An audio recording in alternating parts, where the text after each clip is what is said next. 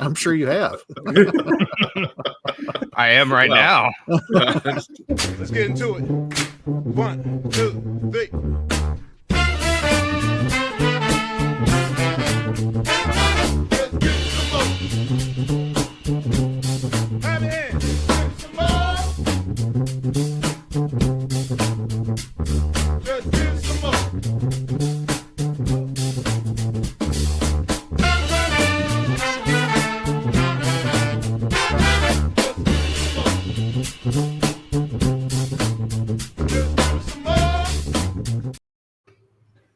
Well, hello, everyone out there, and welcome to My Whiskey Den, your favorite public access whiskey review show where craft whiskey is king.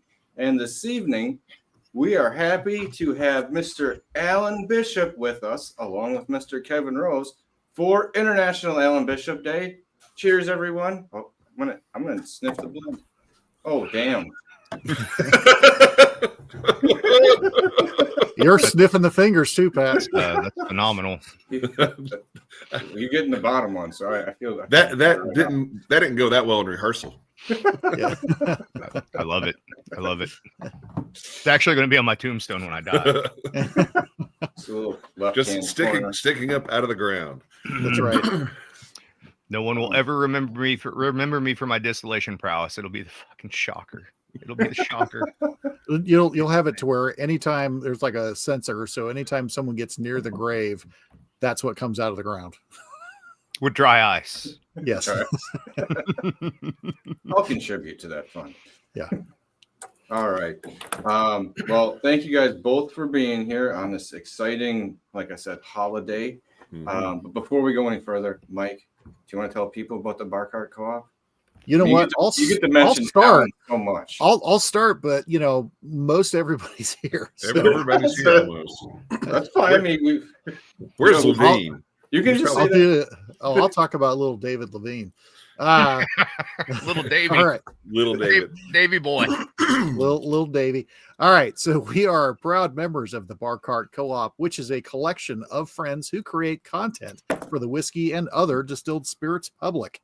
The Bar Cart Co-op YouTube and Facebook pages have information about upcoming and past special shows, which happen about every quarter.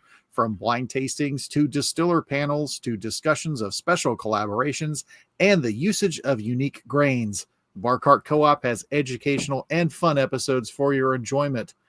The oldest show in the group. Take it away, Alan.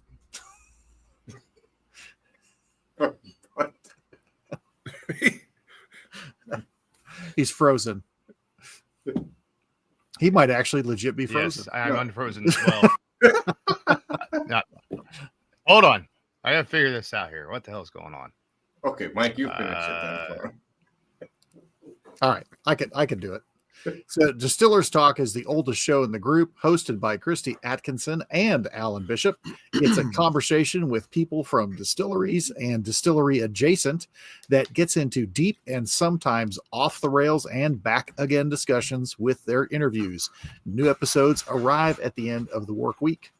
And if that one is not nerdy enough, please check out One Piece at a Time Distilling Institute, where Mr. Alan Bishop answers any questions about distilling and often puts them to the test. It could be individual grains, entire mash bills, equipment, or methodology. New episodes come out randomly, so subscribe. And then we have, take it away, Kevin. Oh, hey, how you doing? Welcome to Bourbon Turntable. No. Hey, Bourbon Turntable. We talk about whiskey. We talk about music. Got a show coming up this week with a guy out of Washington State named Corey Vincent. Really cool guy. Great sound to his band. Kind of heavy blues thing. He reached out to me and said, "Hey, I found your show and really like it. You think I can come on?" So yeah, sure. That's the way it's supposed to work, Kevin. Yeah. Fucking love it. And it was great. He's sent me a early release of his next single today, and man, it is just fantastic. So tune in to hear about Corey, and we got a show coming up with Greg Bell, who is a promoter for bands, and reached out to the folks at Wise Bird Cider Company that we talked about, a couple of episodes ago. and we're going to have them on the show soon as well. So lots of cool stuff. So check it out. All right. 10 days. Oh, he was there and back again. Speaking of, I have audio. Yeah, You do. you have audio. Weird. I don't know why it's glitching out. I'm sorry. That's okay. It's all It's, right. you We know, can take Alan it's- from the ether. It's a holiday jitters. That's right. Alan, you want to tell us about If You Have Ghosts, You Have Everything? Sure. So that's my mine and Kim's podcast, all about the supernatural, the preternatural, high strangeness, 14, spirituality. If it goes bump in the night or gives you cold chills, we'll probably cover it on the show. So All right. And find it on Spotify. yes, and you can find it on Spotify and a million other services. And yeah, we're in the middle of spooky season right now, so we're doing fairy tales and little short stories and stuff. It's always a lot of fun. And stories Very cool. about like dogmen living in the woods, so that people don't want to sleep in a cabin.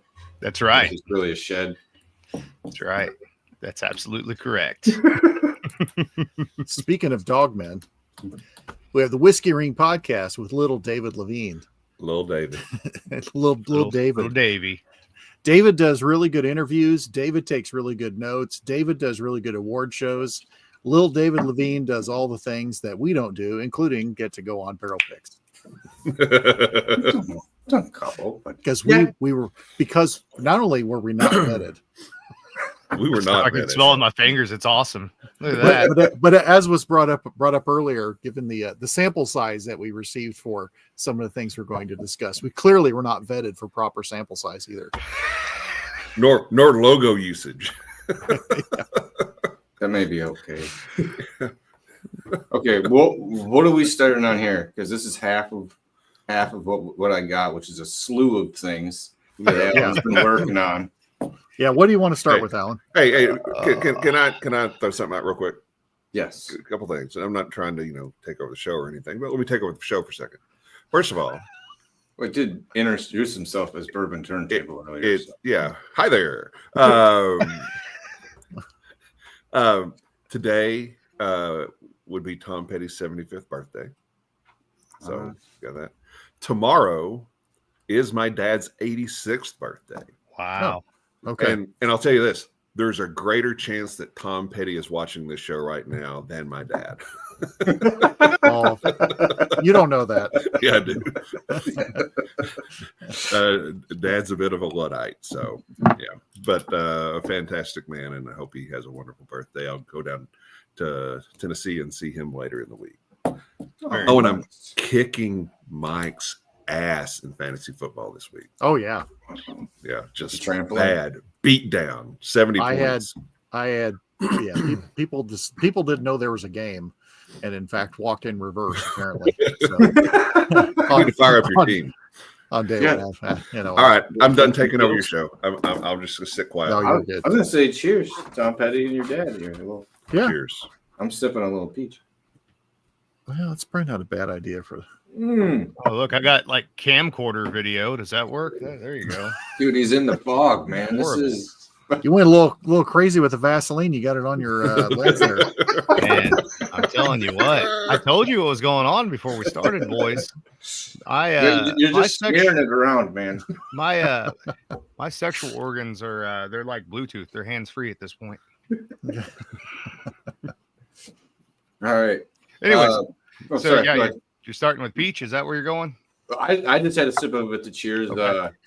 Well, let's where do do this. you want to start? Because I think you guys have this, and I didn't put it in my list of things to taste. And if I don't do this, Jolie will kill me. Which, by the way, where's she at? Alan Bishop Day is really her day. We all know that, right? This is all about red, not me, for sure, 1,000,000%. But if you got the butterscotch, start there. So we just go full on diabetes from the get go. Uno momento. I got that other half. Let me grab that. 1 second. All right, Watch my girth. messing up the show for you guys repeatedly. All right. Hey, everybody. How you doing? Alan, what's Welcome to the happening? Bourbon Turntable. Yeah. Absolutely. Welcome to Bourbon Turntable.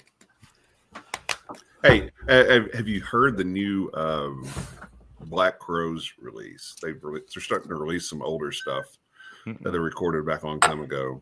It's worth checking out. Yeah. So a little vamp there for you while you guys are doing Okay. whatever you're doing. I do have to say, because number one, we have our tradition of there is a blend of everything we try in the night.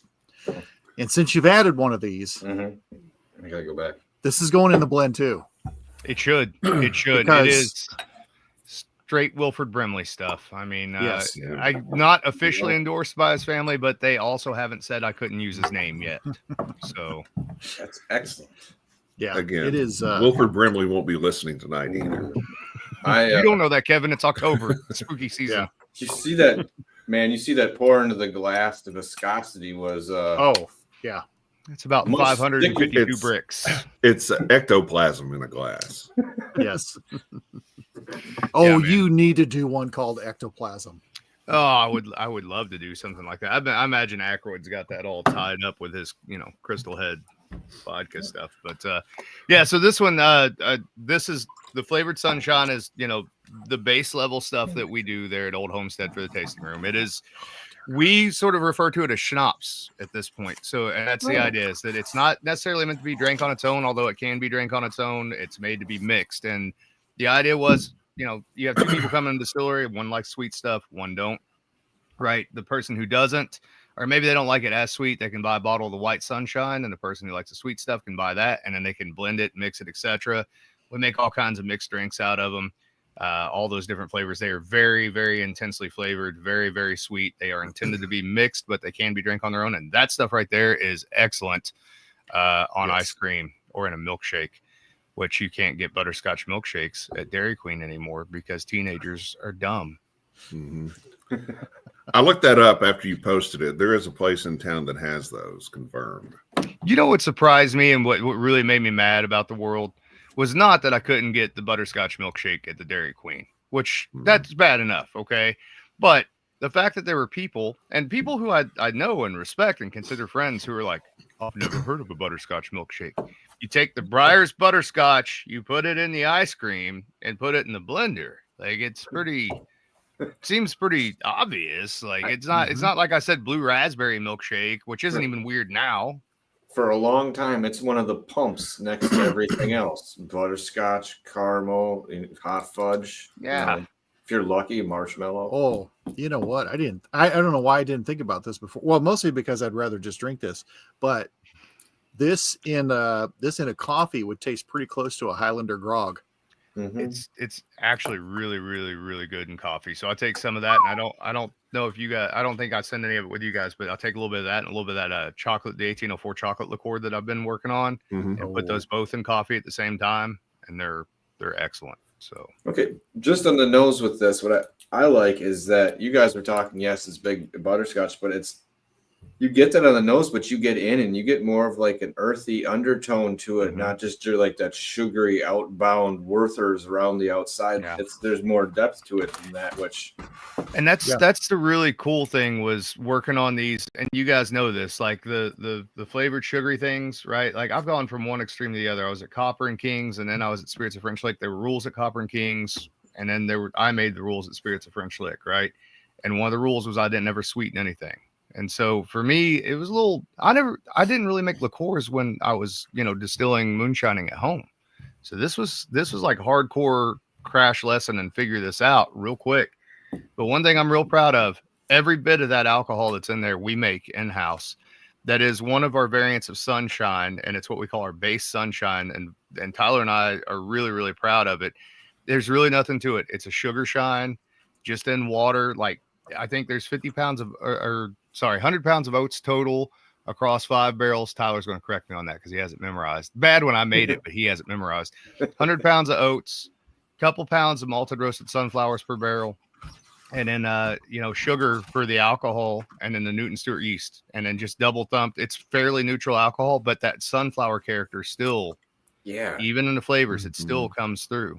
I think it's the malted part Mm-hmm. that I was going to say tones it down or actually gives it more of, I don't know. I want to say a legitimate flavor, but it's. I would have no problem putting those in front of, any moonshiner in Southern Indiana or Kentucky back during Prohibition. I don't, they're as authentic as what they can be. And the other thing is, yeah, they're a little thick, but we're not using. I'm using cane sugar. I'm not using anything else, right? I'm not going to use propylene glycol. I'm not going to use corn syrup or any of that stuff. It's 100% cane sugar. So the thing about it is, it doesn't. Well, I told you this when I tried it there at the distillery. It's the big sense memory. This reminds me of my grandma's candy dish. Yep. This and then there was the root beer also. But it's not just butterscotch, like Pat said. There's more to it. And to me, it's more like you are making butterscotch. Yeah, like I can you see are that. cooking and caramelizing it, Mhm. and so it's not just the butterscotch flavor. Absolutely. You kind of get the like a wave of it as it goes. Mhm. Yeah. The other thing I'm really proud of on those sunshines, I'm proud of everything that we do, but those sunshines are the outliers for me for, things that I would ordinarily do. But the thing I am really proud of is the flavors that we do use on those. They are all natural.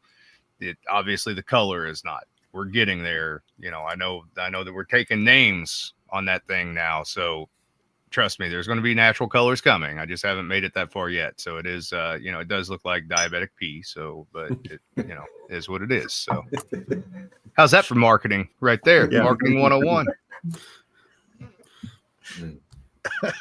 I'm really good at this, guys. Yep. Yeah. Yes. No, I think you should put that on there. Diabetic, that could be on the label. A special distillery only release, diabetic Yeah. pee. And Yeah. getting I those know what it colors and is. scales right is hard. Do your own version, like Garbage Pail Kids. Do Garbage Pail versions of all of these. Yeah, man. Yeah. With special stickers.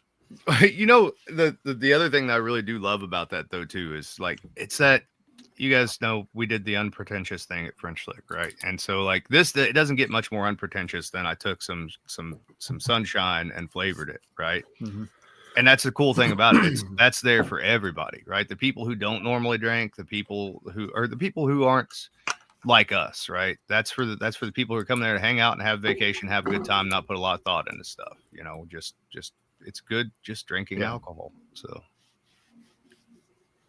Very solid. Like I said, the depth on it is something that you're not expecting. Mhm. I like that, the earthiness to it. I haven't gone through all the other sunshine spirits, but I tend to think that might be a little bit of the palate tone might be similar going through some of them, which I think is neat because that pulls down like the sugar flavor and adds like depth of real flavor to it.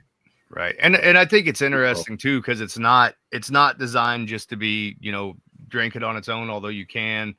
I think that separates it from some of the other moonshine products out there, it being a type of schnapps where you don't have to drink it as is right out of the bottle. Obviously, you can do all kinds of craziness with it, like the black cherry, as Mike and Kevin saw. We serve that with cherry or with just Coca-Cola, and it tastes like cherry Coke, and it's awesome. Yeah. It's phenomenal. So Great they have in a all kinds of cocktail. stuff they mix with. Yeah, it's very like 1980s county fair sort of thing, just brightly colored and flashy. Make a snow cone out of it. Ooh, That's actually good idea. It's a great idea. a summer slushy tent. You know what I mean? Yeah. The other crazy thing about Snow that too is cone. that is 70 proof too. So it's got a little octane to it. So Oh. kick in there. That'll settle the kids down. Here, shut up. Have a snow cone. Yeah. Just need to get some caffeine in it. Yeah. I don't know why we wouldn't. I was expecting to play the Wilford Brimley diabetes thing, and I didn't even get to. Oh, That's because you have the shakes. I know it's. You're diabetes.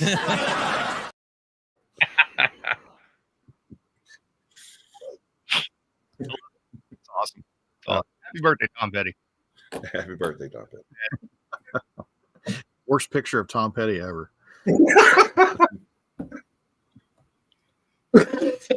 Right. That was I believe that was Moonshiner right Wilford around- Brimley. It was right around that "Don't Come Around Here No More" era, I think.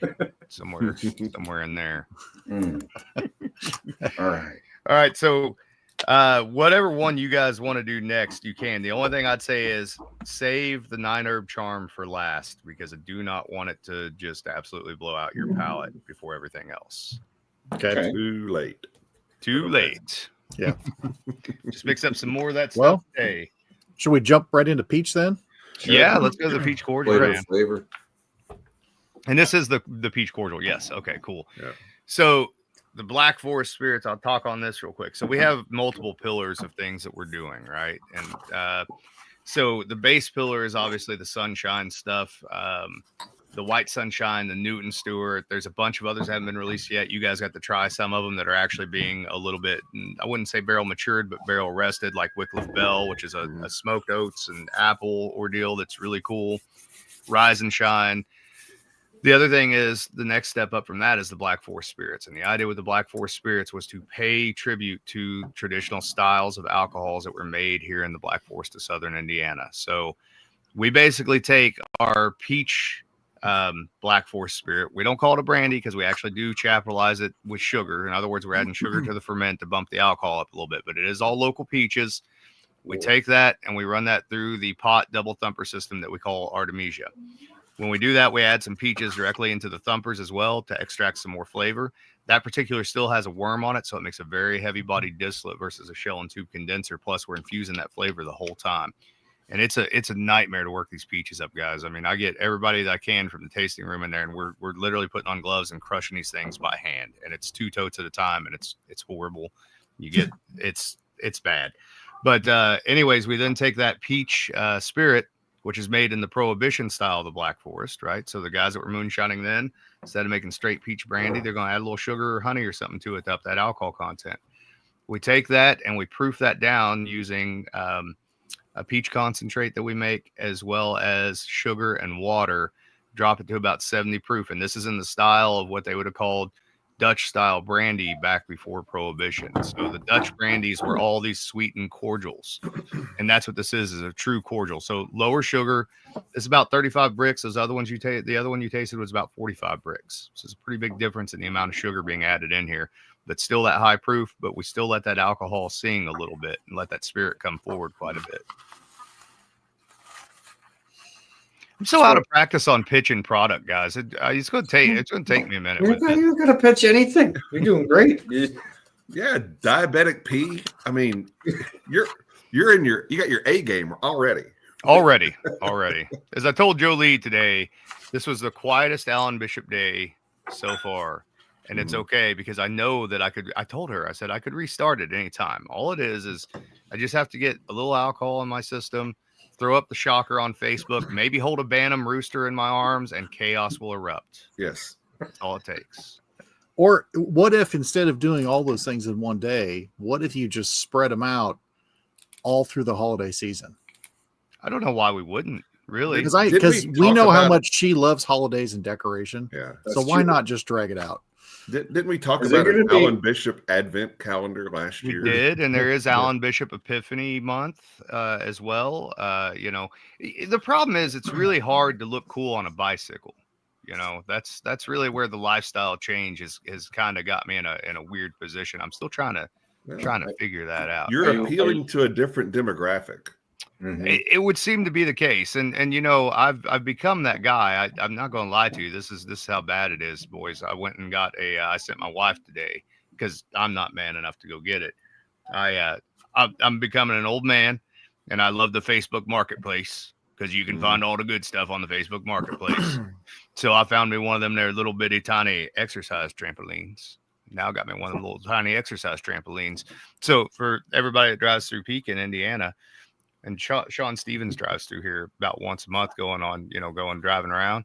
They're going to see my big fat ass jumping on that tiny little trampoline until I fall through it or fall off of it and break my face on something. It's coming. As long as you're blasting Maniac in the background while you're doing it. Yeah, yell it. I wouldn't. You want those like calf high socks? This would be a stretch, but it might be worth it. Oh, see, no, now I've got rules. I've got rules about bicycling, Patrick. I refuse to be that was guy. the jumping on the trampoline. Oh, well, I could do that. With the bicycling, I refuse to do the nothing spandex, nothing like. I was going to ask you if you were the pro rider. No. See, I took. This is where I'm at. I took a wooden wine box and turned it into a bed for my bike because my bike must be like a pickup truck, apparently. So I'm learning all kinds of fun new things about myself. You should have people drive by and say, "I saw you. It looks like you have truck nuts hanging off the back of your bike." It's like those weren't truck nuts. Right. That's also true. That is also true. You have to have you can wear regular shorts, but you have to have very specific shorts, and you have to know which side you dress to. That's kind of the trick. So, but it was funny when I first started. Like I'd see people in town and nobody here cares that I'm a distiller in town, right? So that I'm just Alan, the weird guy that lives outside of town. But for a while, like the first few weeks, like people were waving, they'd say hi and like keep at it, and like maybe 2 of those people were like legit, and I think the other ones are like, this fat ass is not going to be here 2 weeks from now. And now when I see them, those people don't say anything to me,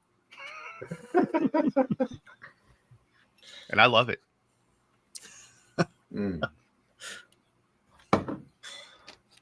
This is once again neat because it's like more like I'm going to harvest peaches. Like, yeah, you get more of like being in the orchard when you're breathing in, not just the peach itself. And this is field. It's very much that skin of the peach sort of characteristic to me in particular. And there's a sense, you know, we all have the sense of memory when we're smelling something. I shared this with Mike and Kevin before, and it's a weird one. I'd be the first to admit it, but we grew up in a certain generation where they used to market us markers that they wanted us to sniff that smelled like this. Yes. And it smells like that damn peach marker used to smell to a T. It just like takes me back to, you know, being at the babysitter's house and just sniffing markers in the basement, you know, the ones you're supposed to, and probably some of the ones you weren't supposed to. I mean, we didn't really know the difference. If you can't smell it, you don't know that Sharpie isn't a fruit. That's right. Some of those might not have been markers. It was purple. Yes. Strange that purple has a very particular sense memory to it for some reason. For all the people in the chat, just to clarify this, the McRib is not on the menu right now. Okay, so we can't give it a rest. Sorry. Or we got people wanting us to do the McRib challenge again. Well, yeah, people are talking about McRib. I mean, I don't know what to tell you. It's not available. You know, maybe it'll be like a special holiday version, like come around Christmas or something. Might have to move over to some Arby's. Listen, I'll tear up an Arby's Reuben. I'm not talking about that. I'm talking about their weird stuff, like their steak bites and stuff like that. Steak nuggets. Yeah. I was thinking Meat Mountain, where they take every meat they have and they pile it on there. Let's do it. I'm in. I'm in. All the meats, yes. I definitely don't think my jaw can unhinge that far. Oh, yes, it can, and you know it. What's worse is you know it. We could just make this into an entire fast food run. I mean, we could just go to multiple fast food restaurants and we create our own menu item. You know, you see where I'm headed here. This is a good idea. Yeah, I do. It's a good idea. Like a poker run, but instead it's you have to get some tots from Sonic. You got to get a couple people were telling places where you can get butterscotch shakes, so you can do that too. You can do that still at Culver's. Does have those. They better. If Yeah. Culver's didn't have it, I might actually farva the person behind the counter. It might be like Dairy Queen. I can excuse it because that's, you know, I was settling at that point. I just figured it's lowest common denominator, so I accepted it and I went on with my chocolate malt. And I was surprised that they were like, "Oh, we don't have malt. What is that?" How do we make that? Right? You know what really makes me mad? What makes me most mad about that situation is that I've been trying to keep myself under control and trying to take better care of myself so I don't die, right? So that's the whole trick. Well, I'll die eventually, right? But not right now, hopefully. So I waited all week.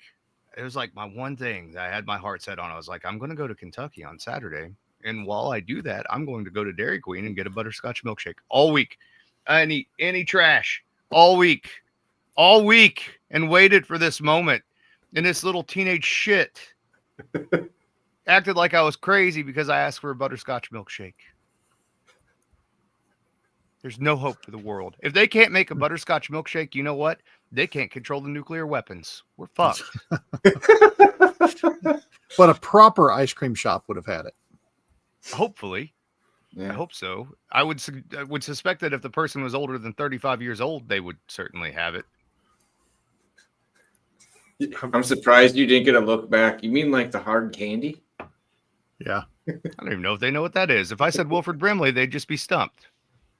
That's true. The guy from the cereal, the Quaker Oats box, is that him?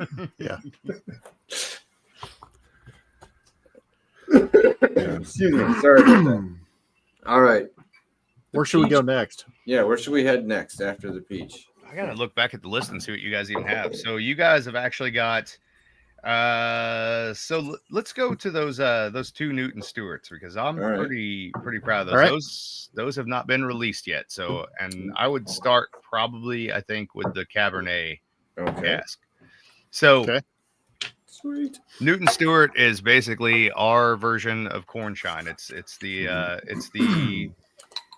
It's more or less the recipe that I made at home for years and a recipe that I grew up making. But it uses Elise corn, it uses rye and oats, and we put raisins in all the sunshines. That's an old timey trick that we use. Cane sugar, obviously, and then also all the sunshines are made with Newton Stewart yeast. So Newton Stewart's one of the old towns. It's now underneath the lake. Part of it's still out of the lake. There were 3 moonshiners there back during the time when they were building the lake in the late 70s that were setting up on government property as they bought property. And, that way, if the still got busted, they couldn't prove whose it was. So we captured that yeast from down there, and that's the only thing that we make any of the sunshines out of. So this is always going to be pot double thumper distilled. Never going to be double pot distilled, always pot double thumper. That double thumper ends up giving us an average proof about 140 or so, and then we barreled this stuff directly off the still at about 140, and so it's probably still setting at 140. We haven't touched it. It went directly from the still to the barrel. So the Cabernet cask, I can't remember the details on that off of the top of my head, but it's been in there over a year, so about a year and a half now. So it's one of the earliest distillations that we made. And I left it at proof for these guys when we pulled it, because we're pretty happy with it where it was at. It was kind of interesting what it had going on. So it's not quite ready yet, but with these sunshines that are actually going to be barrel rested, I'm not going to call it barrel matured or barrel aged. The goal is not so much maturation as it is a balance between that raw spirit and a little bit of whatever the cask has to offer in terms of sweetness, or if it's a used cask in terms of whatever was already in there, almost like finishing. Or in the case of new oak, more of a balance with that oak sweetness, right? I don't want that oak to override everything else that's happening with those distillations, because they're already really clean ferments and they're already really, really clean distillations. It's literally the heart of the hearts. I mean, we do a late heads cut and an early tails cut on that stuff. I mean, it's a tight distillation.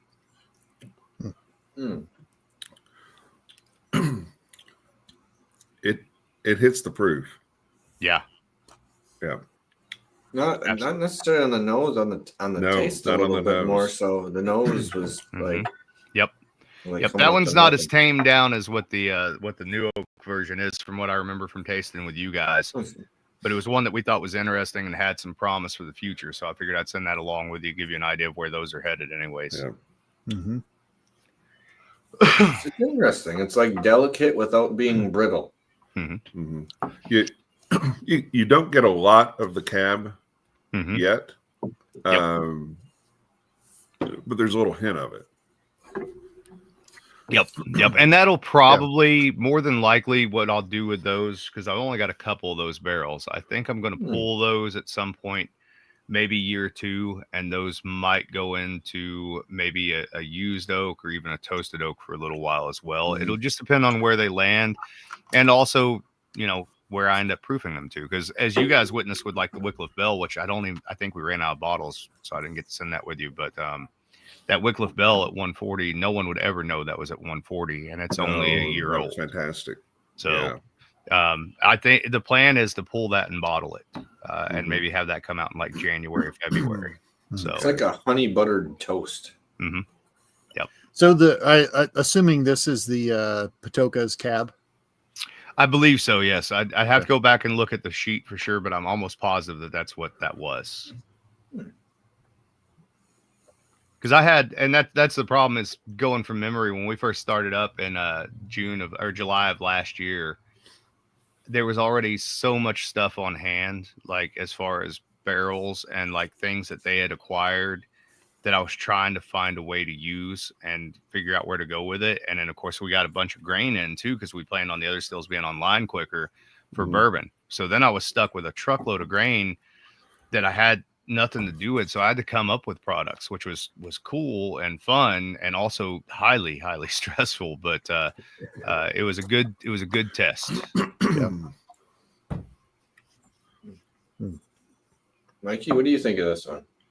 No, I just put a little bit of water in it too, and it really more floral and the honey actually comes out more.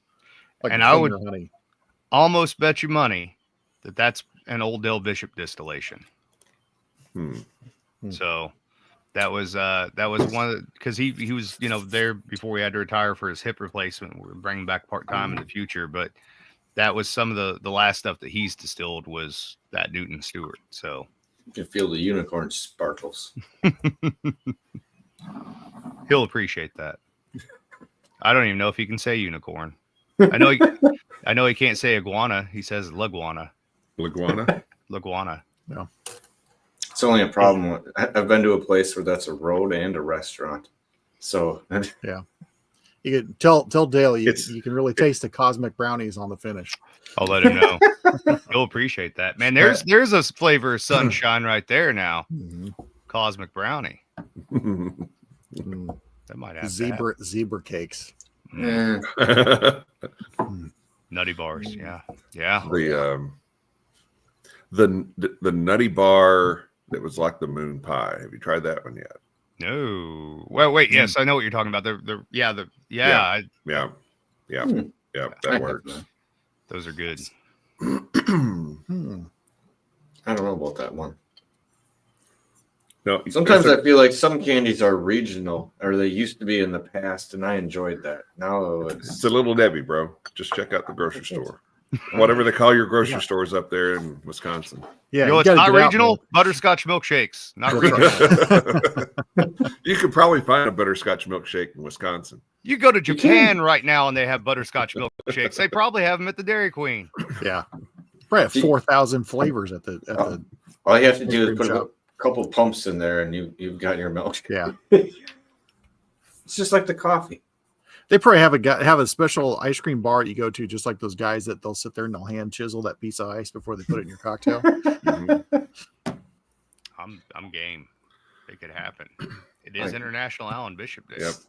Mike, good call on adding the water. That it kind of tames it just a little bit and allows the aroma and the flavors to shine through a lot stronger. The other thing about those sunshines too is bear in mind that those are pot double thump. So they're going to be very, very oily spirits, but at high proof, they're going to be very constricted. So yeah, add water to it. Feel free to. It's not going to hurt anything at all. So yeah. All right, I'm going to do that with the next one. I like that one where it was. Yeah, I do. It was very, like I said, just light and friendly enough, and a little bit of, like I said, a little butter, apple butter, and a little bit of jam on some dark toast. It's great. I think that's the fun too of doing some of these sunshine spirits as well, not just the flavored stuff, but the straight up distilled spirits that we're going to barrel rest and stuff, is that they don't have to be highbrow in nature, right? They can be exactly what they are. They are, in the tradition of moonshine, but made with unique ingredients. The other thing with the sunshine is those are always hand mashed. We never go through the actual, cooker with them. We're actually in there mixing everything in by hand, and they always have some amount of ingredients that we have modified ourselves, right? So they always have roasted sunflower malt, or they have smoked components or whatever, to make them a little more authentic and a little more interesting, I think, give them a little context. But, as far as that goes, it's the same as what we were doing at home as when I was growing up. If we'd ever had enough to put in a barrel, we never did, but that's what it would have been. So man of the people, no kings, right? No kings. Yeah. Yeah. That thing. Now princesses.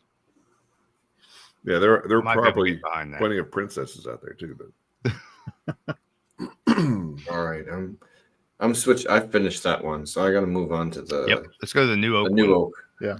As I recall, the new oak I was pretty damn pleased with already, and that new oak this is another first for me. I don't do this. That is a 3 char as opposed to 2 char. As you guys know, I always use 2 char for everything from Copper and Kings forward. So, so why 3?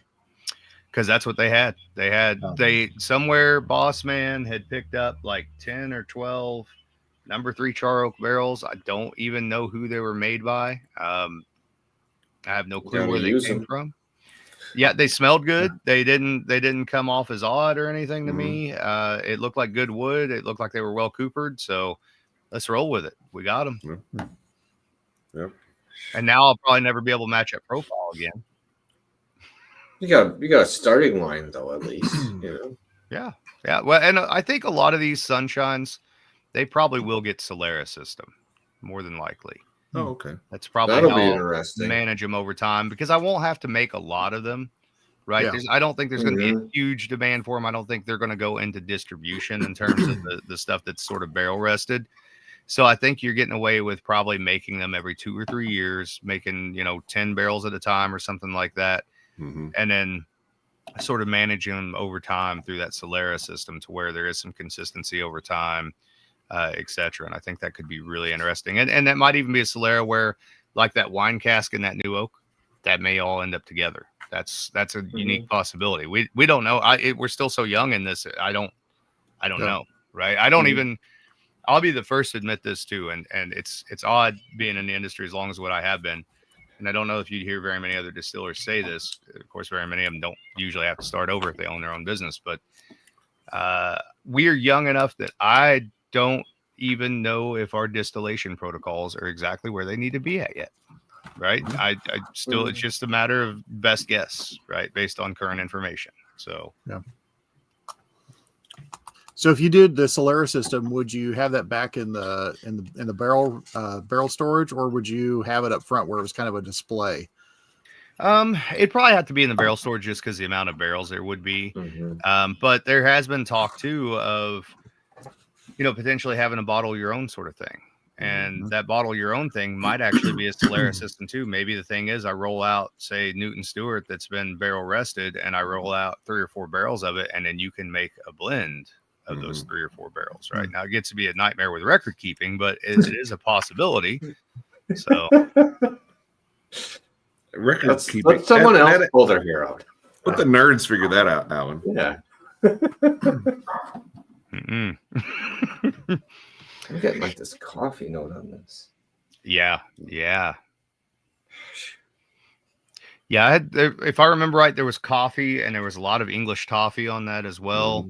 But the corn was still there. That Elise corn has a very particular, it's not like a yellow corn or a white corn or even like Amanda Palmer, because it's a Flint corn. It has a very particular, I guess the closest thing I could compare it to would be like the aroma of popcorn without butter on it.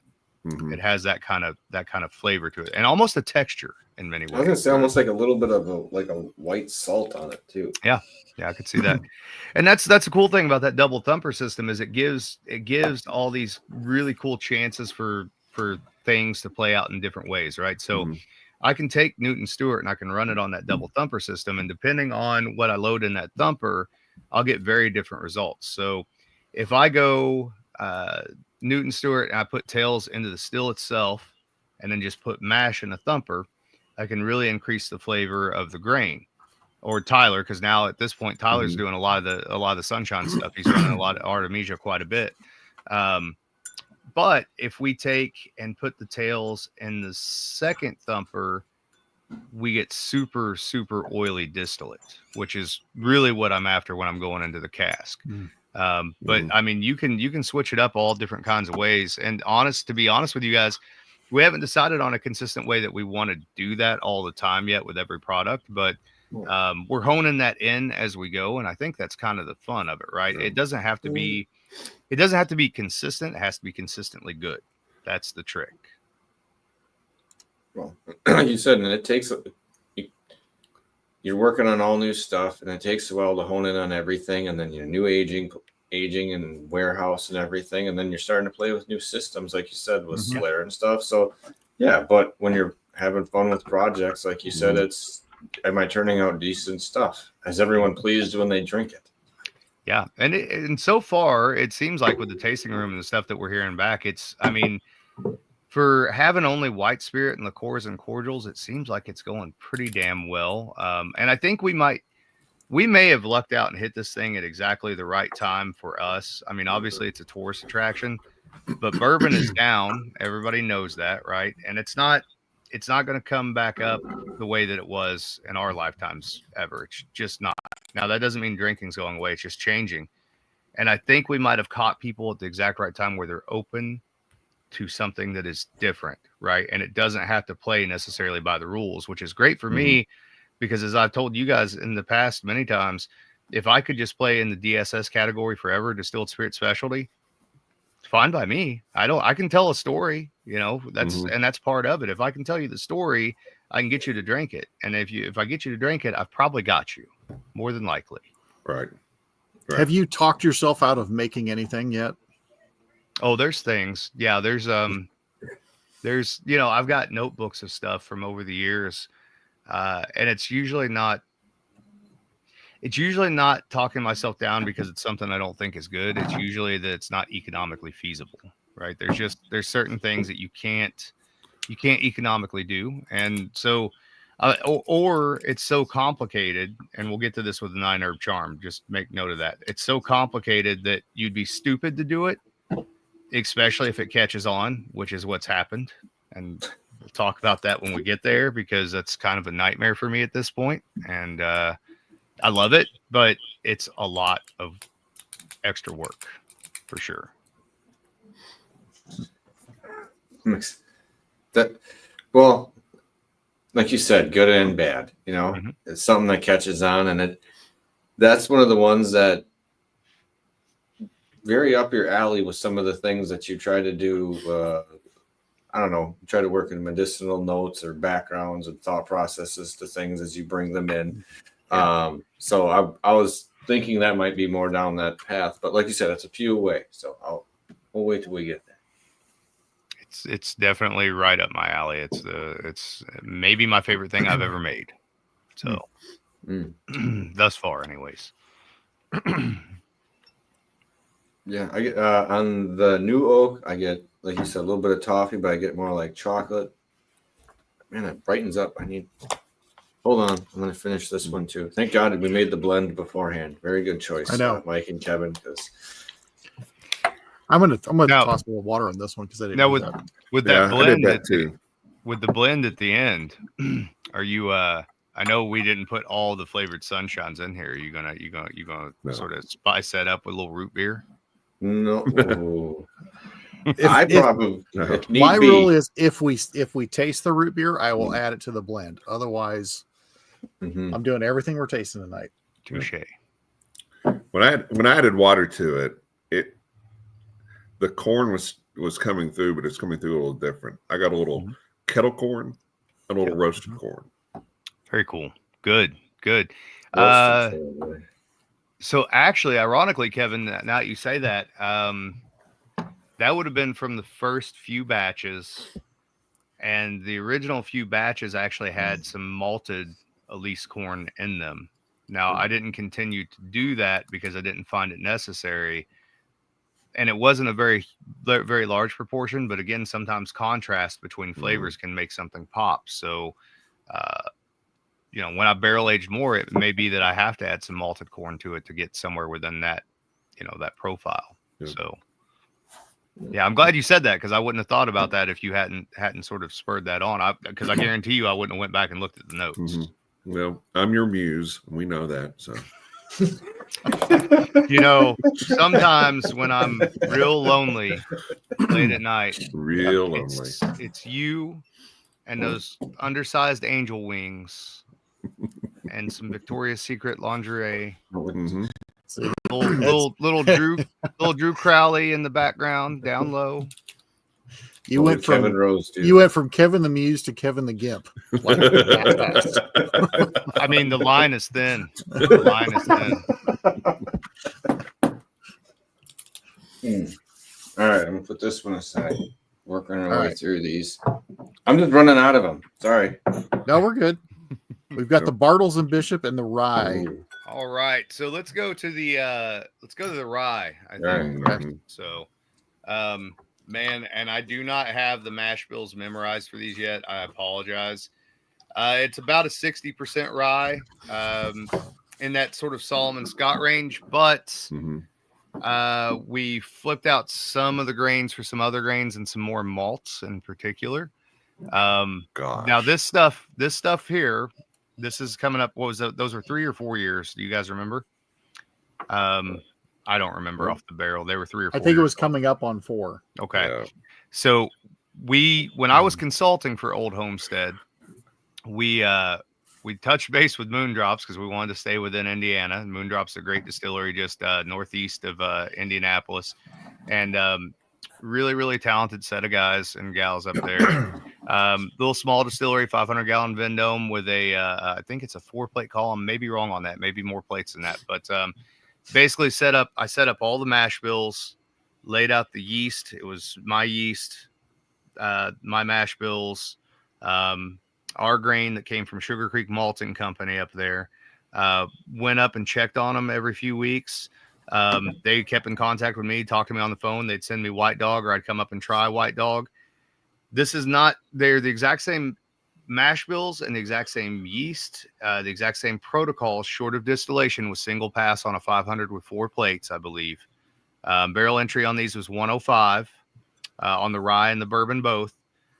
It's not exactly how it will taste when it comes from Old Homestead. Obviously, we've now been distilling these same mash bills since January, but it's pretty damn close. And you guys know that I'm pretty picky about that, about putting my stamp of approval on another distiller to make my stuff.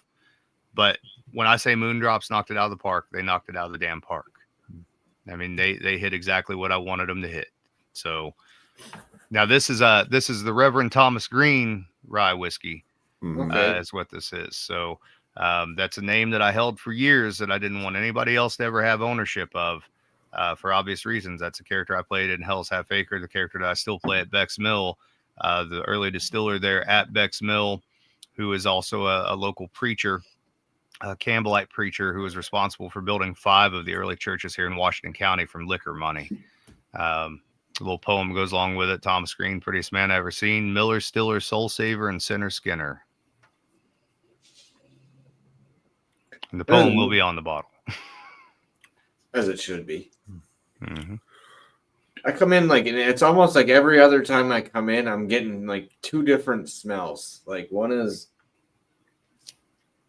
it's almost like there's like a rye bread that hits me up front, and then underneath I come in and I'm getting more like this earthy herbal notes underneath it.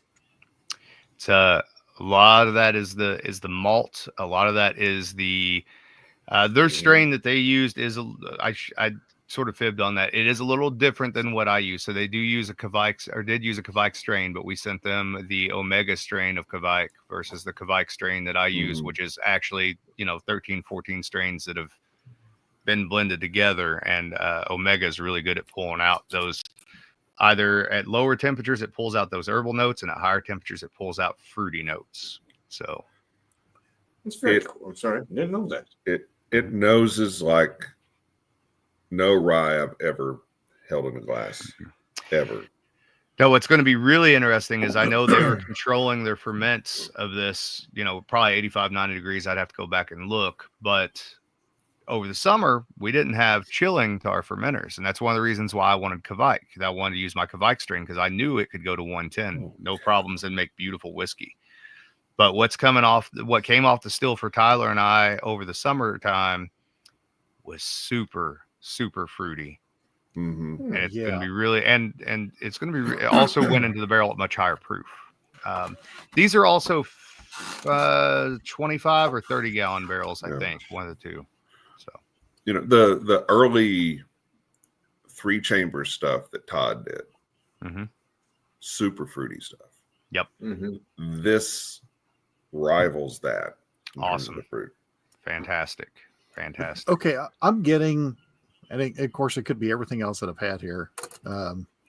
not a dog food aisle, but it is But no, like the fruitiness I'm getting on it, there's just like there's more of a sweetness to the fruitiness, almost like a bag of gummies. Yeah. Yeah. Well, again, those malt components, I believe there's malted oats in there. Yeah. Right. And anytime you're dealing with malted small grains, those fruit components also come forward, as you guys have seen with rye malt and wheat malt and that sort of thing. Right. So we use a lot of malt at Old Homestead, a tremendous amount of malts at Old Homestead. Mhm. So there's some cinnamon on the palate. Yep. That really plays well with that fruitiness. Good. This is fantastic. Well, these ones from Moondrops that they distilled for us based on our stuff, and that's I always hesitate to use the word sourced with these because it's not. Did we source it? Yes, but it was very specifically custom distilled, right? And more than what most people custom distill. Right. I mean, Make it this mash bill, right? That's Yeah. That's usually custom distilling, Yeah. right? And so the plan with these is, because the way the law is set up in Indiana, as you guys know, I've talked about before, anything that goes in bottles got to be 60% yours to go into your tasting room. And I refuse to take that whiskey and blend that with my younger whiskey, at least to start off with. It doesn't make any sense economically. It doesn't make any sense from a qualitative perspective. So this stuff, we're planning on bottling this next year, putting it into distribution, at least in Indiana, probably doing some single barrels out of it to some select markets. So it will get out there through distribution because we can go through our other license and do that. We just won't be able to sell it in the tasting room. We could sell that in the tasting room right now. This is how little foresight that certain people in the state government have. If we could sell that right now, that would absolutely, I mean, we would blast through that in the tasting room, and it would make life so much easier on everybody who's an owner over there and everyone who's an employee over there. Mm-hmm. What will you call the rye? So that's Thomas Green. That's Thomas Green. So that'll be the name. Reverend Thomas Green. Yep. Okay. Put me down for a case. Amen. You guys is somewhere in there getting like almost like this sprig of like mint or something. Yep. There's a hint like- of that in there. Yep. It's like right out of nowhere. It's like a little bit of that, like lying, like what you'd have in a cocktail. You know what I mean? Just like a little bit off to the side, but it's in there. What the hell is this? Come back here, Ryan. Another sip. And I'll tell you what, that mint thing. I know everybody thinks dill and MGP, and they think Indiana when they think that, but you got to remember MGP's bringing in rye from everywhere, right? So I cannot give Caleb at Sugar Creek enough credit. Caleb is an amazing farmer. His family are amazing farmers, and he's an amazing maltster. And that is the taste of Indiana rye. That's what Indiana rye is supposed to taste like. That's a characteristic it should have when it's grown the right way in the proper conditions, etc. Where did you source the rye grain? So that came from Caleb at Sugar Creek. Okay. Oh, okay. Yep. Probably 90% of our grain comes from Caleb. And then I'm getting a little bit of stuff out of Brooks Grain. I like those guys for distillers malt in particular. And then for some specialty malts, there's some stuff that I can get from him that Caleb doesn't necessarily do, like Gambrinus malt and things of that nature. So, but we try to keep it as much in Indiana as what we can. You know, Caleb's one of the few farmers I can call in the state and be like, hey, man, I got a weird corn that I worked on for years in my freezer, and I need you to grow 15, 20 acres of it. And he's all about it. And so that's the other cool thing with the Elise corn. So my background, obviously, I did a lot of public domain plant breeding, and Amanda Palmer was a big part of that at Spirits of French Lick. So Elise is a sister line to Amanda Palmer. But I released Amanda Palmer to everybody.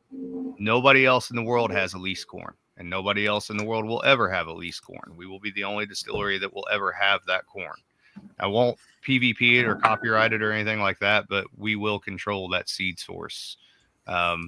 Because it's ours, you know. Cool. So Yeah, for a rye, this is the depth and the age you're getting off this is really neat. It's a fun, it's light, it doesn't, I mean, it clings for a little bit, but it goes away enough that you want to come back. It's not overly drying or anything. Yeah. I was really surprised that those 25s and 30s were where they were at without being too far past where I wanted them to be for their age. I'm really surprised that they've held up as well as what they have, and I'm really happy about that because it means I've got some levity. I don't have to necessarily bottle everything right now, you know. So, and that was my real concern. Oh, yeah, that is a whole different slide of warehouse space.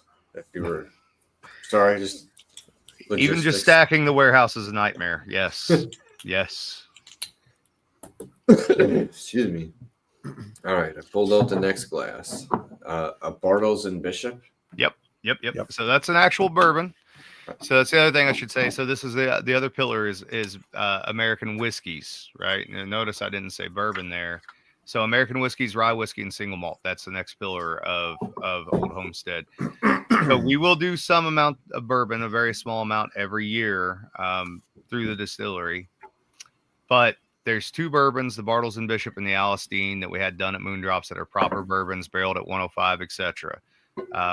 Bourbon will be a rarity for us, 100%. We will do very, very little bourbon whatsoever. So the Bartles and Bishop and the Alcemist that get released that were the Moondrop stuff, that will be bourbon. Mm-hmm. After those are released, it'll all be American whiskey. And then the gates are open on the American whiskey for things that I can do and ways that I can manipulate things with different styles of fermentation, distillation, flavoring, all that fun stuff. So mm-hmm. This is like a one of those purple top Willet bourbons.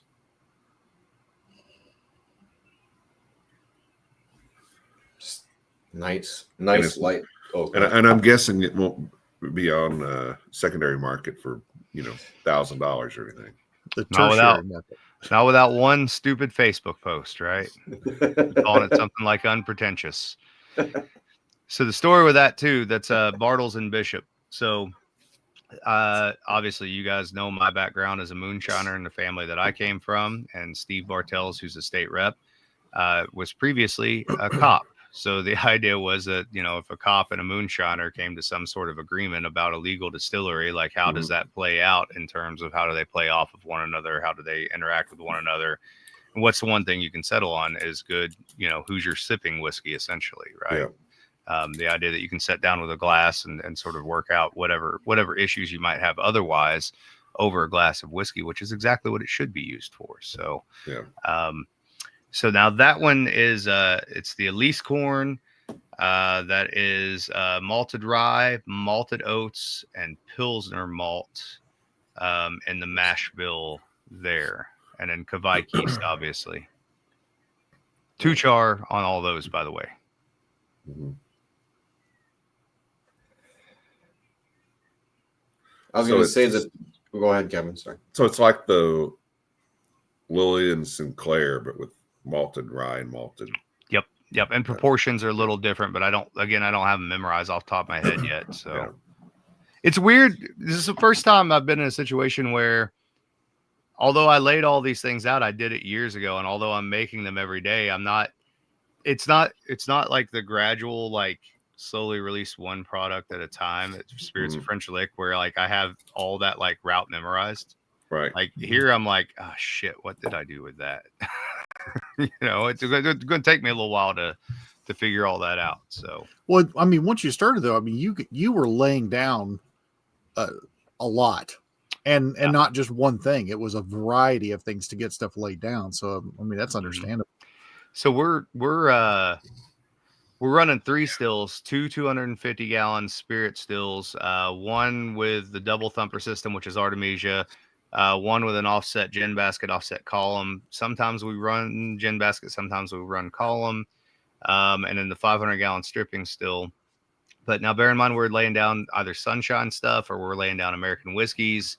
So most of the time, with the exception of rye whiskey, rye malt, and stuff like that, everything's going directly from the still to the barrel at proof. So I think since January, let me take that back. Since we started distilling in July of last year, we've laid down about 210 barrels, and most of those are at like, 130 to 140 proof. So you'd be looking closer to 350 barrels, if we were doing bourbon proof. So for a small distillery, that's a pretty good outlay. And that's not counting all the white spirits. I mean, it's crazy the amount of distillation. For a good long while when we first started, when I was running that 250 gallon still, it was running 6 days a week. I mean, that's all I was doing was just trying to make the white spirit just to, get ahead on that stuff. So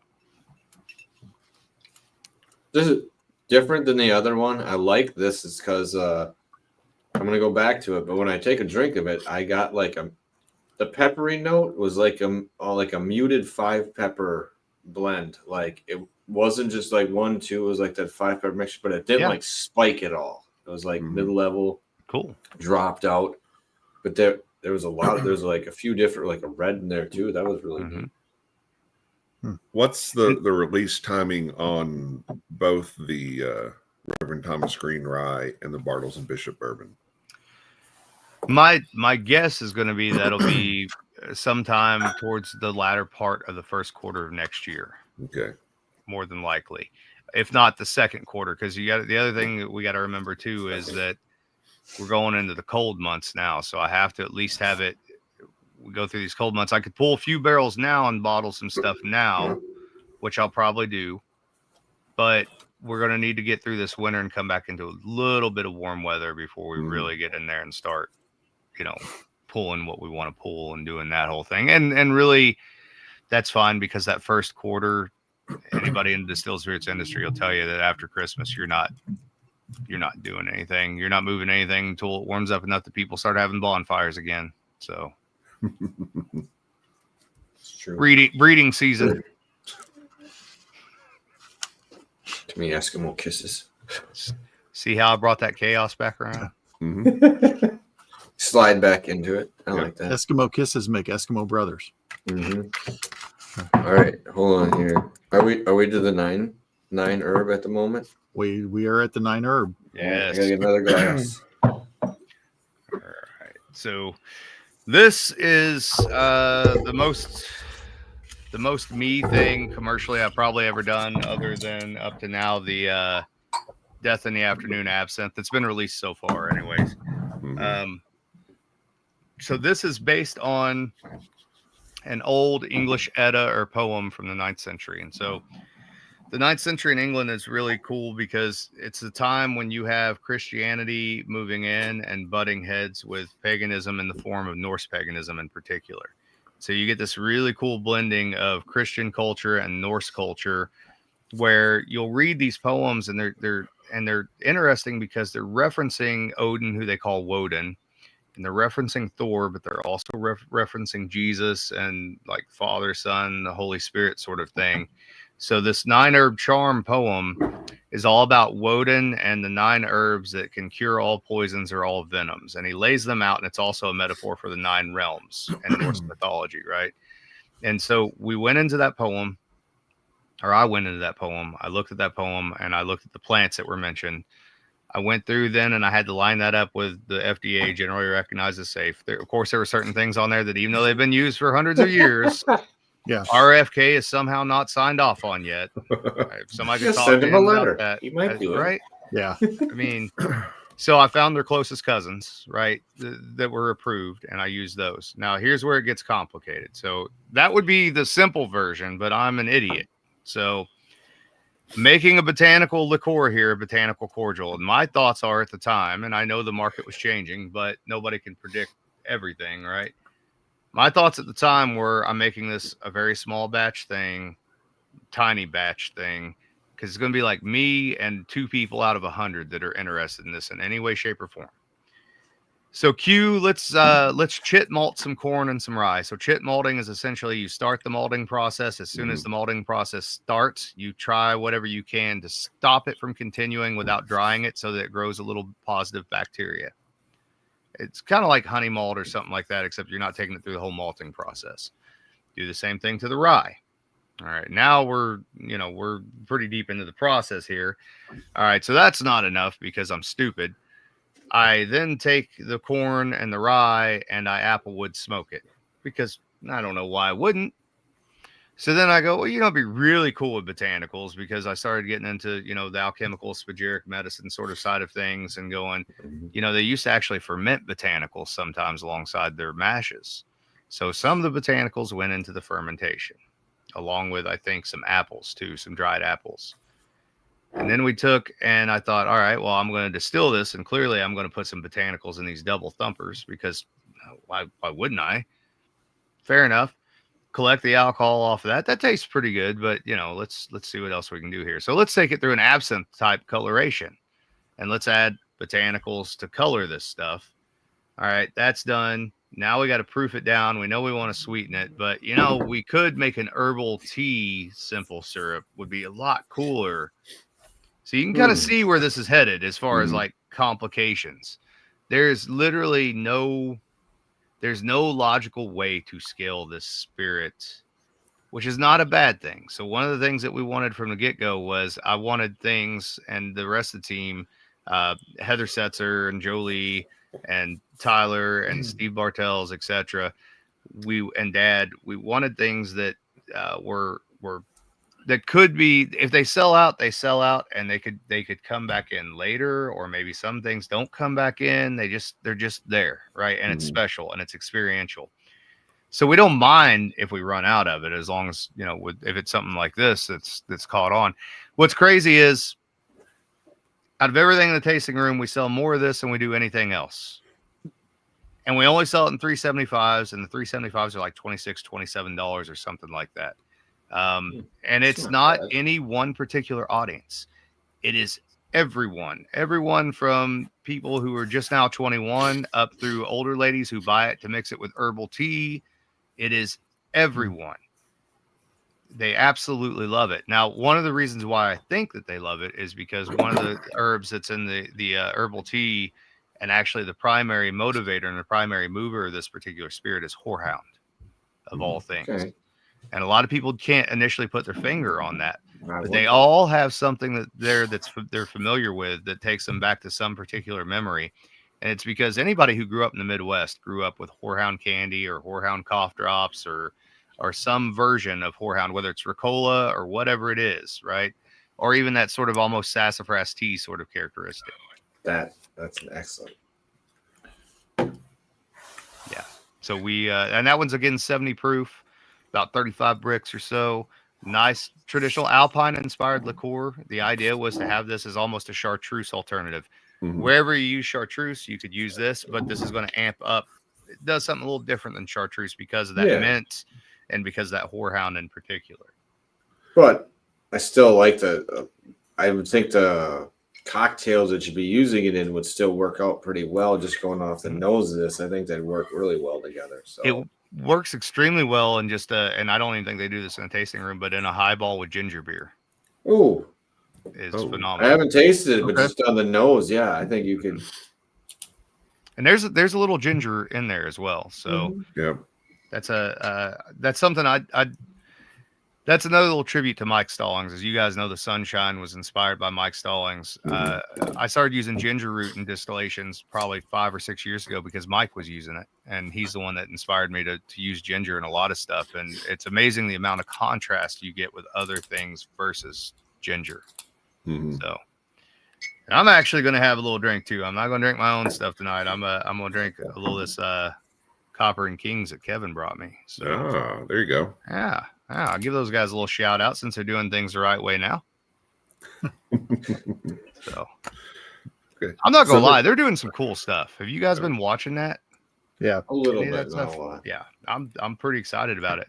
It's pretty legit. They're setting on some great stuff that's got some age on it and changing up their logos, their story, etc. It's not nearly as pretentious as what it once was. So good. Yeah, good. Although I do have one of the hand painted orange glasses that we had to paint for Joe Heron back in the day. Really? So this 9-herb charm is the most simple way to describe it is if gin and absinthe made a baby. I think so. I think that And, makes and sense. it's more complicated than that, but that's Yeah. if you had to describe it to somebody, I think that kind of captures it.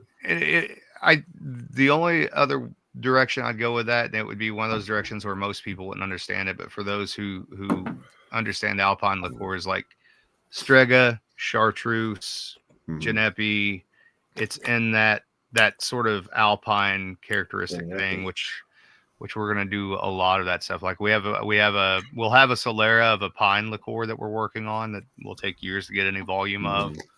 I've got another liqueur I'm working on right now that I can't say everything it's in, but there's hazelnuts and dandelion and marigolds, which is really interesting. We're going to do a lot of these black forest spirits for like cordials, because I think that cordial thing is actually, you can get high enough proof and have enough complexity that it becomes an experiential thing. Very much so. So you can sit down with it and have a session with it and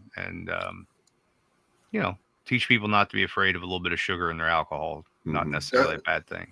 That was nowhere near as overwhelming on the flavors as I thought it was going to be.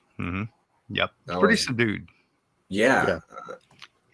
A lot of that has to do with what botanicals went where in that process that I talked about. So, there's actually what is it called? I can't even think of it. Chervil.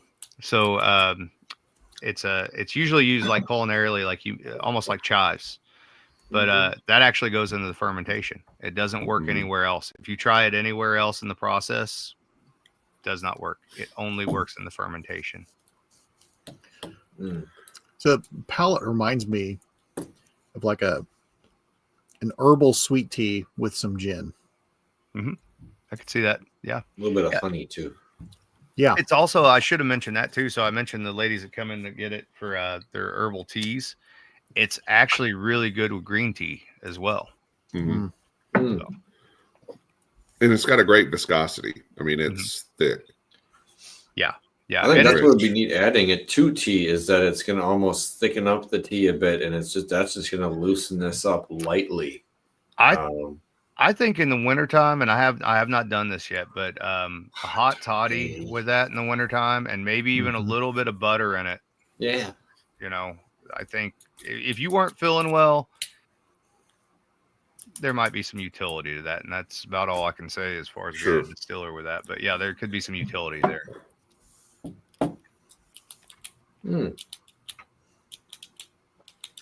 Yeah.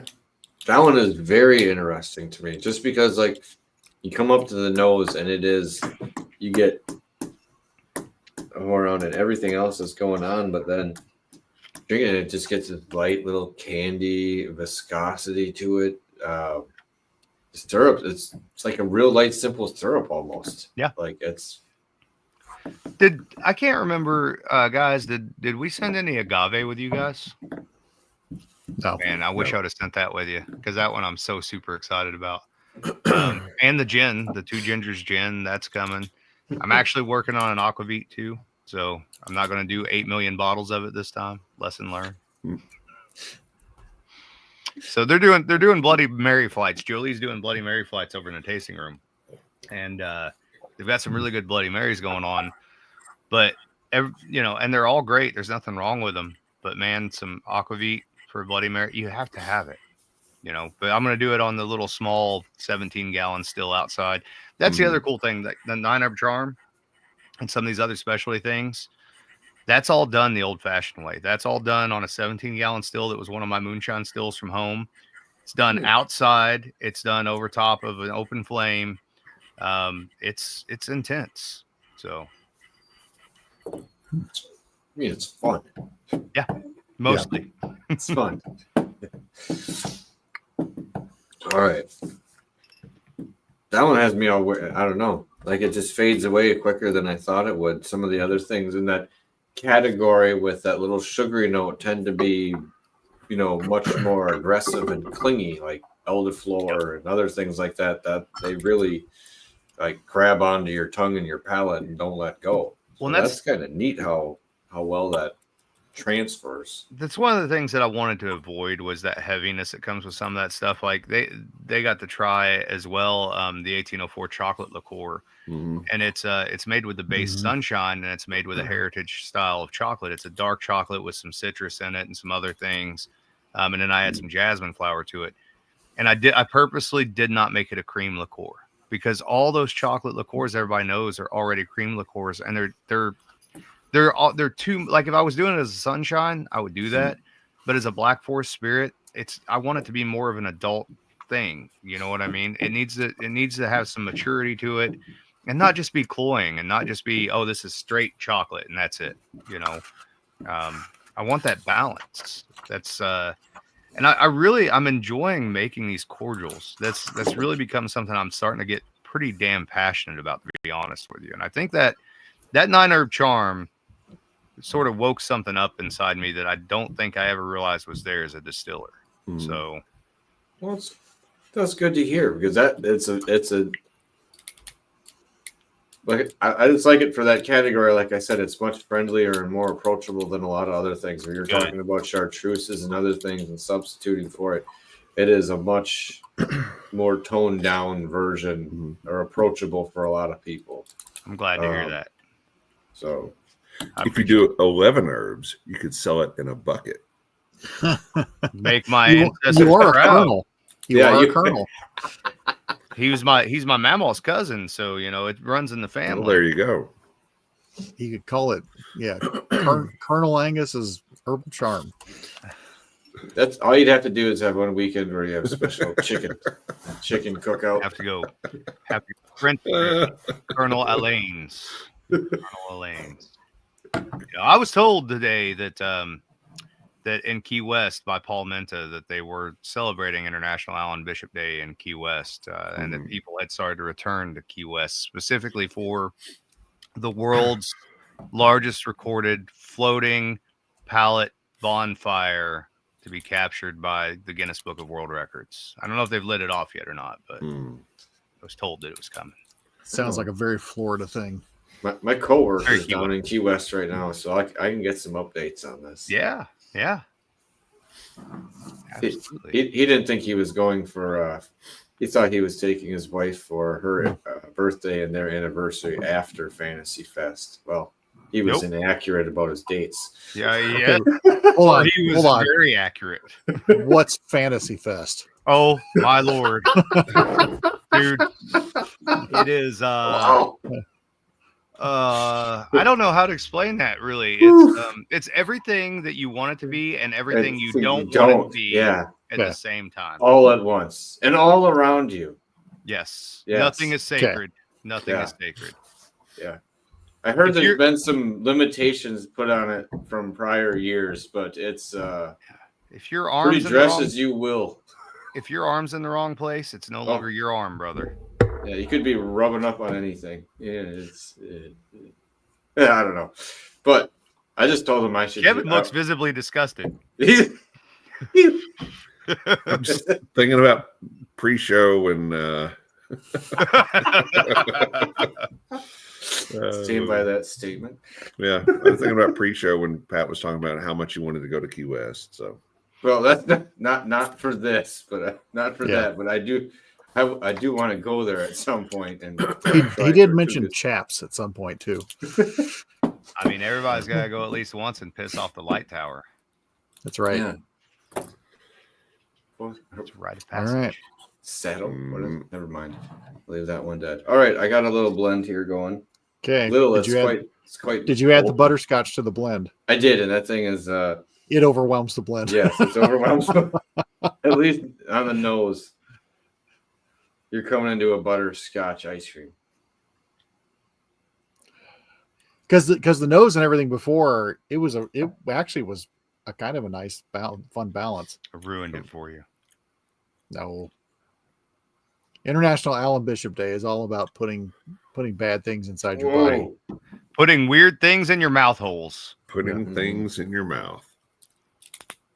That is crazy. Yeah, your face makes me want to drink it.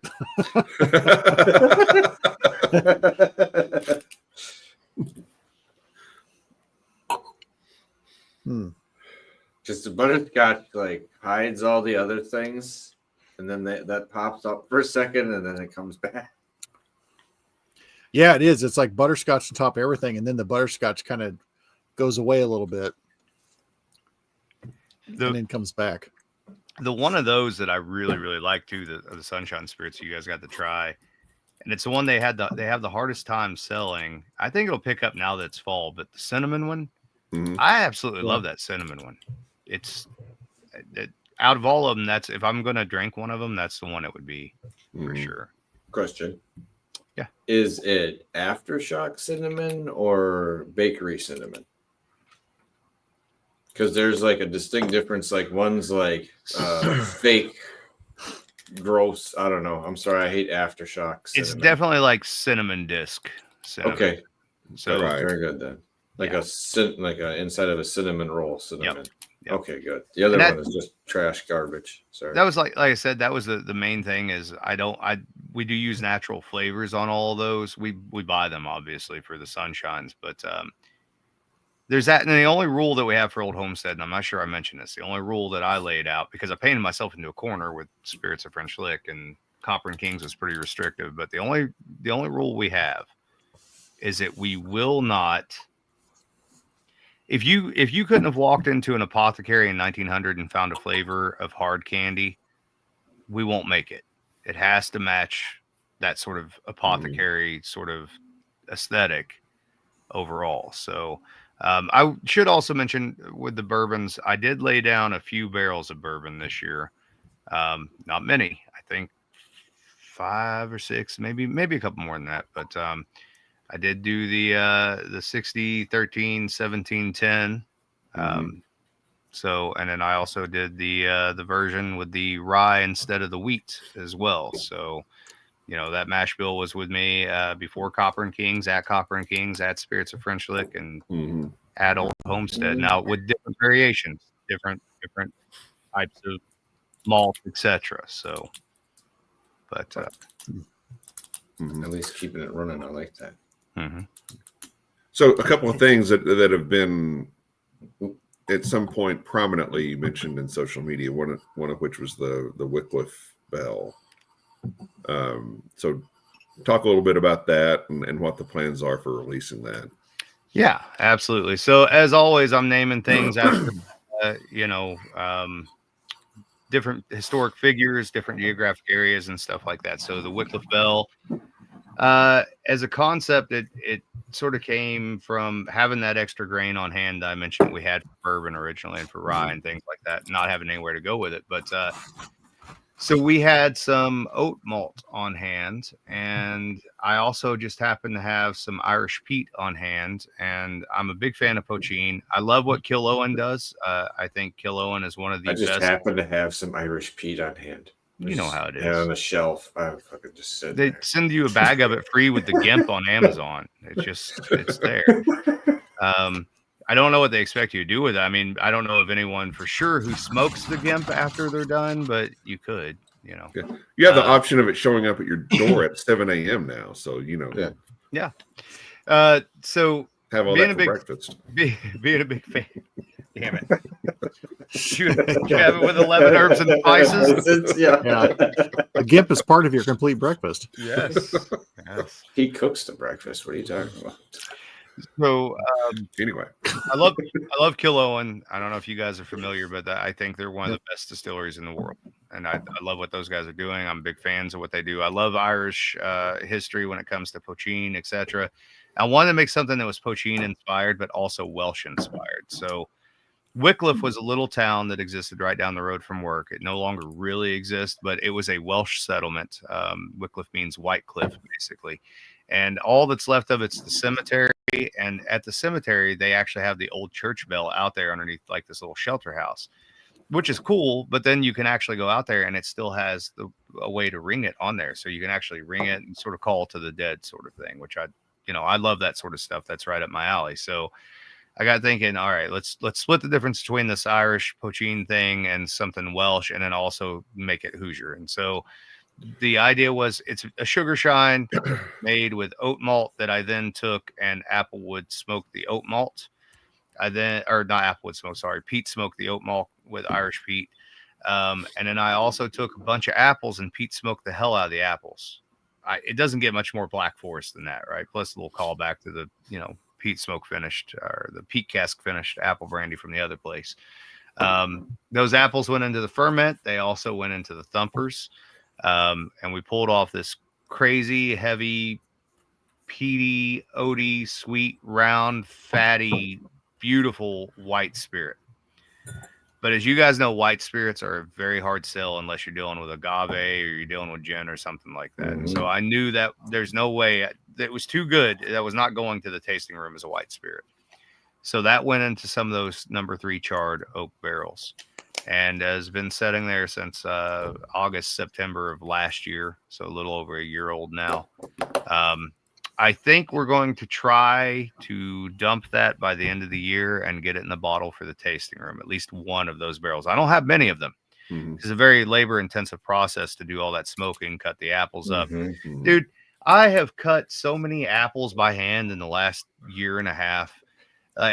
We're talking Johnny Appleseed levels of apples because I use apples and all kinds of stuff. We use them in the gin basket on some of the American whiskeys because I can. Because it's allowed, and why wouldn't I? Right? Mm-hmm. It's part of the Black Forest. I think the apple should be a part of as many things as what it possibly can be because of our heritage here in the Black Forest. And for me, it's almost symbolic, right? It's a part of who and what we are. So long and short of that is, I think I might have also done some wine casks of that. I'd have to look and see, but I think I might have done a wine cask or 2 of that too. So I'm just going to pull down a single barrel is what I'm going to pull down. I'm going to leave it at proof. It went in what it came off the still 135, 140. That's where it's going to be when it gets bottled because everyone who's tried it so far has enjoyed it. Mm-hmm. And the way I see it, it's the same as Lafroig, right? The whole idea with overproof Lafroig back in the day was that it was a extract, just like absinthe was an extract that you could add water to whatever point. Now, when we're have it behind the bar or whatever, we do it for tastings. Maybe it'll be proof down there just so you're not over serving people or whatever. That's a possibility. Maybe there's a house proof or something, Right. Sometimes people like being grabbed and shaken, man. They do. I also, I'm not going to lie. Again, Patrick wants to go to Key West. I don't get it. No, that's not. I mean, you got to get a little hip thrust in there. You know what you need? You need one of them little exercise trampolines. That's it. If only I knew. $10 on the Facebook Marketplace. That's where I got to go. See, that I knew. I'm going to have to check that. Hold on a second. You guys. Yeah. So I'm really excited that the first brown spirit that we'll release is not bourbon. That was one thing Jolie and I had said from the outset with this project. The first thing that goes out as a brown spirit cannot be bourbon. I don't have any problem with bourbon. You guys know that I made it for years and I feel like I did a at least respectable job of making bourbon. But I've done that and a lot of other people have done it and it's been overdone and pretty much everything you could possibly do has been done. Right. There's other cool stuff. And now is the opportunity to strike while the iron's hot. The other thing I want to say real quick too about where I think our timing is right here. Whereas a lot of my friends, and my peers in the industry are setting on really good 8-9-year-old craft bourbon right now. Mm-hmm. And they finally got to that 8-9 year mark. It's not moving. And that sucks. It sucks really, really bad and they can't stop producing because they're hoping that in 5 years, the market will have corrected to some degree.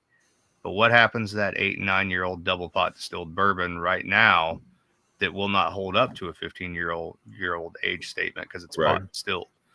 We may have lucked out and hit this at exactly the right time to lay down barrels for 5 years from now, not of bourbon, but of various other things that could possibly. It's harder for those guys to start. They can't start over. You know what I mean? It's not. They can't shift like that. And when you're talking about that, about it going too far, it's almost, do we bottle now and just have it at the right spot for however long rather than trying to push? Because you also, how much more angel share do you get, over that time? Or throw in stainless. I'll be honest with you. I'll just tell you what I would do if I was still, what I would be encouraging if I was still at Spirits of French Lick, and I tried to get them to do this a couple of years ago. I would, any distillery that size setting on the amount of inventory the distillery that size has, I would have been trying to offload those barrels on the wholesale market a while back, a good portion of them anyways, right? And then use that to shift gears. Whatever money comes in from that, we're shifting gears. We're figuring out what is that experiential thing that's coming that's interesting, right? And the market will come back. Right now, you hear a lot of people talking about, THC's displacing stuff. It's displacing beer and wine. It's not displacing spirits. Spirits are displaced because everybody made too much bourbon.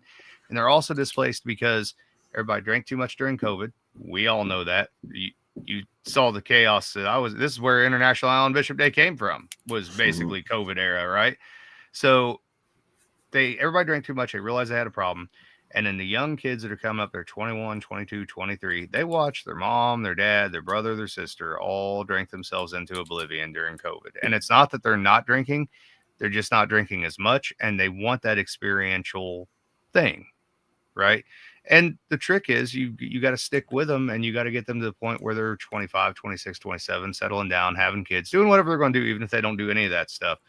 But to where they're into more of a rhythm of still drinking and imbibing to some degree, that's where you'll get this next generation of fans from. And you give this another 15 or 20 years, there'll be some other spirits boom that comes along. It won't be bourbon, but there will be something that comes along 15, 20 years from now that it'll be similar to what it was. So, or it'll all go away. I don't know. That. Historically, I doubt that. I quite a bit. Bring back prohibition. I want to be a millionaire. It's fine. Do it. Let's go. Pull the trigger.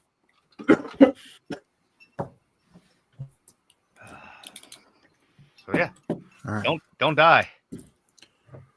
Damn. Sorry about that. Did you have a seizure? What was going on there? No, just wrong too. And I wanted to breathe. You and your holes. You got spit on it first. Got to get the right one. That's all. All right, then. We've gone through a whole bunch of stuff from Old Homestead. We will be having another show where we taste through some of Alan's Sunshine spirits that we have around the corner. Great. Because there was just all too much to do in one evening. But these were all fantastic. I'm glad I got a chance to finally try some of these. Glad you did too. But I'm going to tell you that you said about that 9 herb charb. That is really interesting for what it is. And you had 1 or 2 other ones in here. Let's go back. What was the first one we had tonight? Butterscotch. The butterscotch. No, it was the peach. The peach cordial. Yeah. The peach cordial one was very neat for going down that line too, just because really neat flavor, but like instead of being just peach or like crown peach or all these other things, it actually had like earthy notes to it. It had like the flavor of it rather than just being like that shiny edge version of it. We sell a lot of it too, man. We've got a blackberry we haven't released yet, but it's coming. That's fantastic. It was really good. Yeah, and we've got you can do that same Dutch style brandy with any kind of fruit is the beautiful thing. And I got to thank 2 people here real quick. A friend of mine named Kurt. I won't mention his last name because he doesn't necessarily want that kind of attention. And then another friend, Hillel. They both collect antique whiskeys and things of that nature, and they've been kind enough to share a lot of really, really cool stuff with me. And traditional, early, before Prohibition Dutch brandies, I've had to have a couple through those guys. In fact, Hillel sent me a bottle of a cherry one, and Kurt let me try an apricot one, and that's what inspired that stuff. Very much so. It was oxidized all to hell, don't get me wrong. Right? Yeah. But you could still tell what it had been at one point in time. So, awesome. Yep. I knew that. All right. Well, like I was saying. Oh, sorry, Kevin. Go ahead. No, I'm looking at 4, 6 sample. Got 6 sample bottles. I've got 2 Black Forest Spirits bottles and 2 Sunshine Spirits bottles, and then there's a Cherry Bomb behind me. I mean, in a pretty short time, you've been quite prolific. So.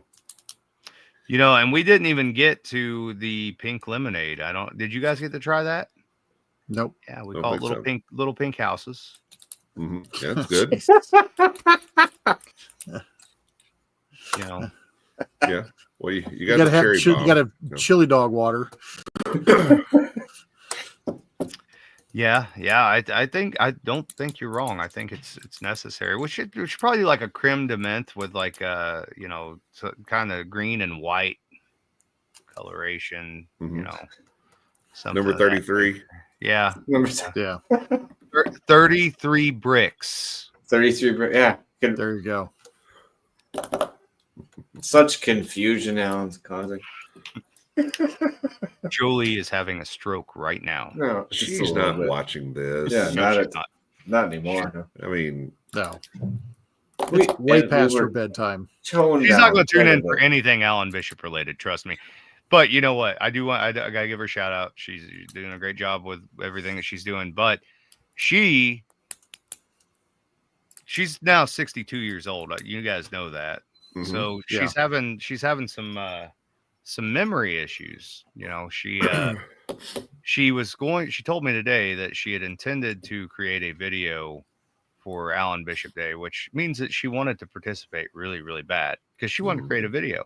It's because I told her not to touch my stuff the other day. And so she she apparently had talked to Kelsey, who worked with us at the other place as well, and asked Kelsey to film her, putting her ass on various things that I own in the distillery so that she could make an International Alan Bishop Day video. But she's so old that she forgot to actually make the video. Oh. She told me that today. She said, Probably just had the little clips of her sitting on stuff. I know she filmed one because I watched her do it out of the corner of my eye, and I was like, I know what you're doing. I know exactly what you're doing. So I thought you were going to say she injured herself during the making of the video. 62 years old. All it takes is one well-placed sneeze. That's not wrong. No, it's No. I'm Yeah, not it's 62, but no, I'm not. That's not wrong. Never trust a fart. Tell you what, that's never been truer than it is when you're on a bicycle and nowhere near a place to take a shit. Yeah. But yeah, there never seems to be a porta potty along the trail, is there? Not one that's open. Not one you want to go in. Yeah. No, I'll just go in their yard. They got those two stall porta potties out there. All right, everyone. Oh, cow. You're an hour and 45 minutes in, and two of you are not on our time zone. So I think it is probably close to time to cutting this off. But I want to thank everyone for being here today. I can't tell you how much I appreciate Kevin for being here. We love having Thank you you very back on the much. show. It's Good to be here. always great to have you here. And Alan, taking some time away from your extremely busy life at Old Homestead. We're glad to see you and happy to try some of this stuff because it's a different branch from where you were at your last stop, which Absolutely. is really neat and exciting to see as far as what happens in your overall career of things. You know what I mean? I think that's very cool. Yeah. I'm always happy to be here and be a part of it, guys. Thank you guys for having me and continuing to participate in whatever this weird thing is that happens yearly. All right. Well, cheers, everyone. Remember, it is not the size of the den that matters. It is the love of whiskey. Have a good night. Cheers. I don't know where my camera is. There it is. Okay. I don't got any Right left. there. But yeah, cheers. Neither do I. Cheers.